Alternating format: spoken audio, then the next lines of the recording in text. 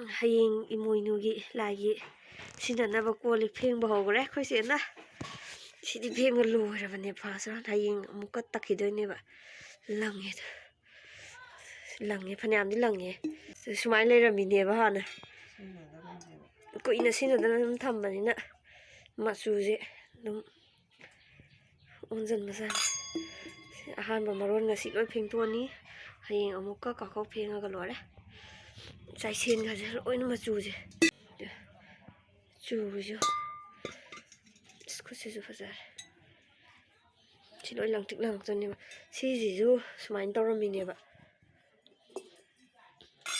langtik langgar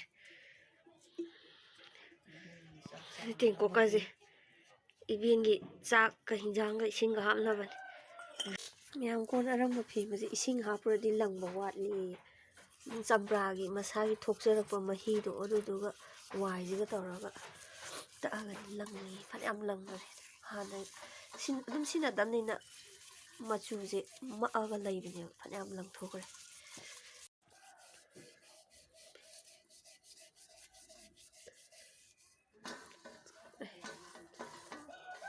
langi fazana langi Sida sulam dia sila kohan niya. Karaino. Miyam si subu jung ko lagi. Magic tawdore hauzik. Fagre. Leitre. Leitre tu miyam hauzik churambado. Wai ji yam phabajani. Champa ji dang tawrdi amuk ko oidoineba. Wai ji yawbagineba. Ha.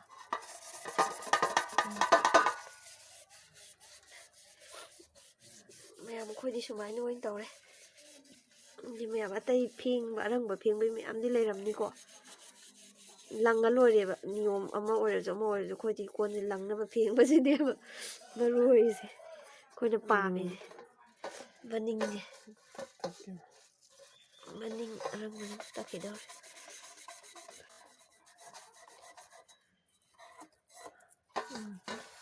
vòng này mình tự lăng rồi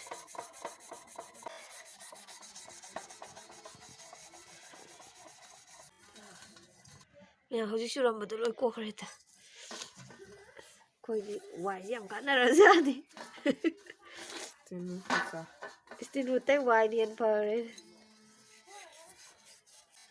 itu mẹ khoi yam haidana uchaba nati ko khoi chumna khoi phengjaba niyom do du sum namjaba neba adu sije miyam dum tangdi yenghaningi ko eba phajana machu ma amba gaido loi lang thore wire takpasida magi chusalla leiramma gaido takpada loi kokhi Sama. miyam ai auchi mu chamige chama taithoga nungsada ngaktang phaudoine miyam khujai mu phengba hawdore sida ka churi miyam je pramahi ga wai ji na loi ko halakada wai ga champa ga best tare mẹ hꯧji ki chu leiba jaga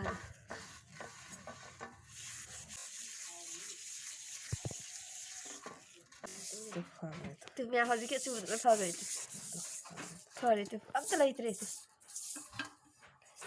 asu wai je best tare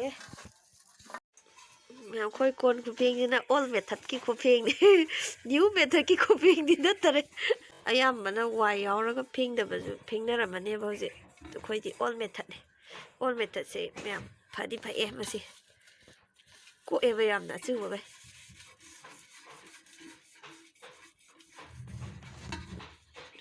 chaisen amu phengba hogi dore chaisen amu takthar gai hoisena to ma'am aidi amu khujai ama phengba lore si amu chamurage ma'am lore ka noina phana amu ulage da